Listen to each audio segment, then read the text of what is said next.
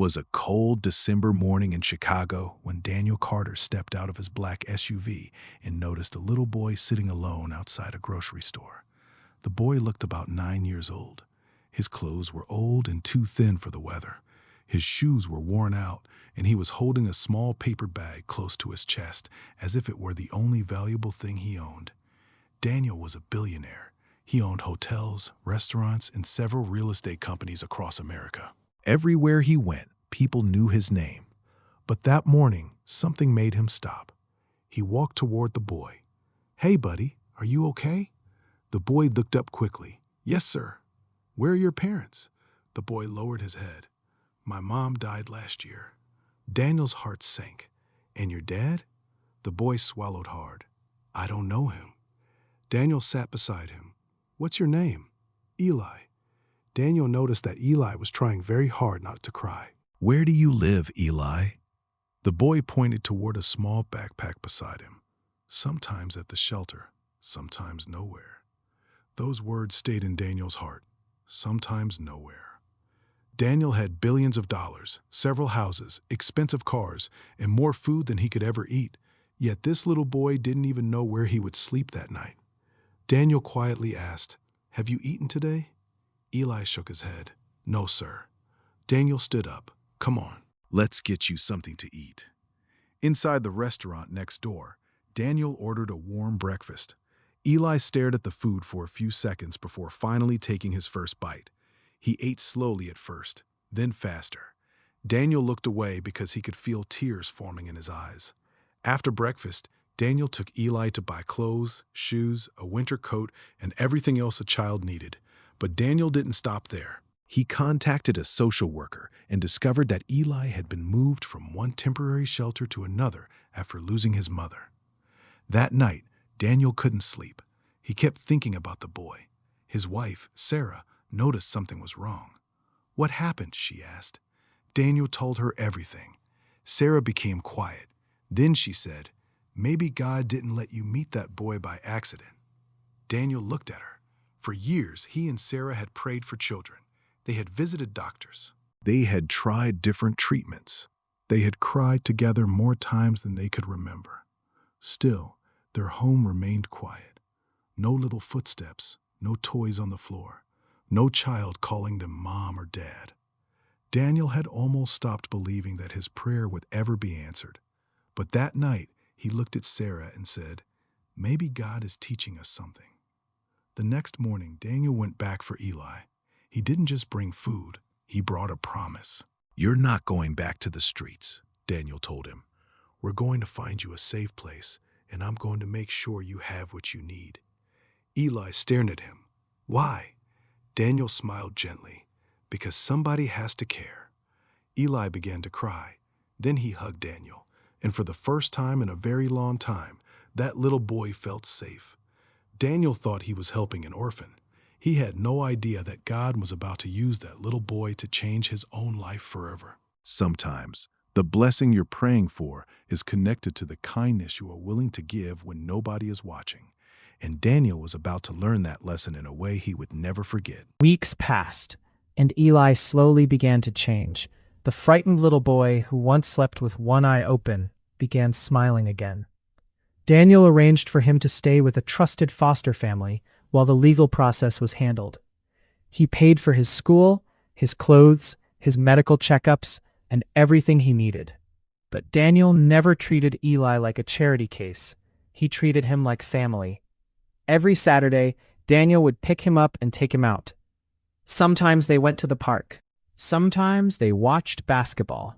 And sometimes they simply sat in a restaurant eating burgers and talking about life. One afternoon, Eli asked a question that Daniel wasn't prepared for. "Mr. Carter, why don't you have children?" Daniel became quiet. He looked out the window. "My wife and I have been praying for children for a long time. Do you think God hears you?" Daniel smiled sadly. "I hope so. My mom used to tell me that God hears people, even when they cry quietly." Daniel's eyes filled with tears. Your mom was right. That evening, Eli asked Daniel if they could pray together. They sat in the living room. Eli closed his eyes. "Dear God," he whispered, "thank you for giving me someone who cares about me. Please give Mr. Daniel and Mrs. Sarah a baby. They have been waiting a long time." Daniel couldn't hold back his tears. He placed his hand over his face and cried silently. He had prayed that prayer hundreds of times, but hearing it from a little boy who had almost nothing made it feel different. Months later, something unexpected happened. Sarah called Daniel while he was in a business meeting. Her voice was shaking. "Daniel, you need to come home. Is everything okay? Just come home." Daniel rushed back. When he entered the house, Sarah was sitting on the couch with tears running down her face. She handed him a small envelope. Daniel stared at it. Positive. He couldn't speak. "Are you serious?" he whispered. Sarah nodded. They hugged each other and cried. After years of disappointment, God had finally answered their prayer. But the story wasn't finished. At the doctor's appointment, Sarah had an ultrasound. The doctor moved the screen closer. Then he smiled. "Well, there's something you should know." Daniel squeezed Sarah's hand. "What is it?" The doctor pointed at the screen. "There are two." Daniel blinked. "Two what?" The doctor laughed. "Two babies." Daniel and Sarah stared at each other. Twins. The room suddenly felt too small for their joy. Daniel began crying. Sarah covered her mouth with both hands. After the appointment, Daniel called Eli. "Guess what?" "What?" "You prayed for us." Eli became silent. "Did God answer?" Daniel smiled through tears. "Yes, buddy," he answered. Eli shouted with excitement. "I knew he would." That night, Daniel knelt beside his bed. He didn't ask God for more money. He didn't ask for another business deal. He simply said, "Thank you." But there was one thing Daniel could not understand. Why had God chosen to bring this blessing into his life after he had started caring for Eli? Was it really a coincidence? Or had God been writing a story that neither Daniel nor Sarah could see?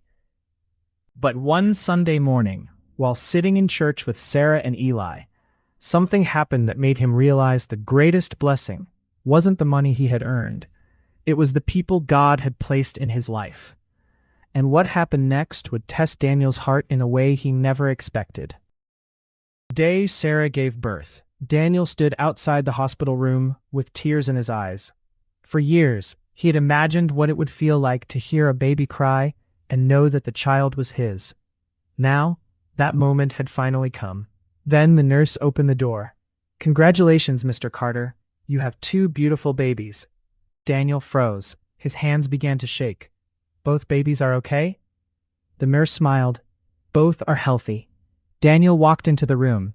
Sarah was exhausted, but she was smiling. In her arms were two tiny babies, a boy and a girl.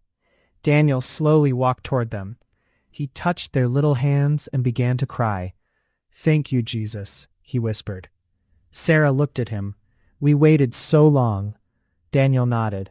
"Yes, we did."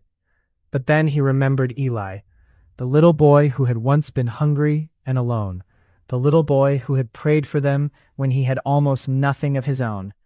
Daniel immediately called him. "Eli, they're here." "Who?" "Your little friends." "Are they twins?" Daniel smiled. "Yes." Eli screamed with excitement. "I told you God would answer."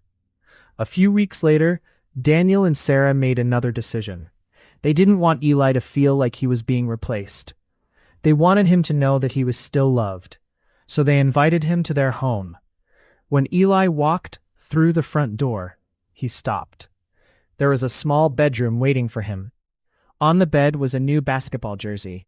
On the desk was a note. "Welcome home, Eli." The boy stared at it. "Is this really mine?" Daniel nodded. "Yes." Eli began crying.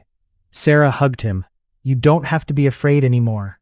For the first time since losing his mother, Eli felt like he belonged somewhere. Years passed. The twins grew up healthy. Eli became a responsible young man who worked hard in school and eventually earned a scholarship to college.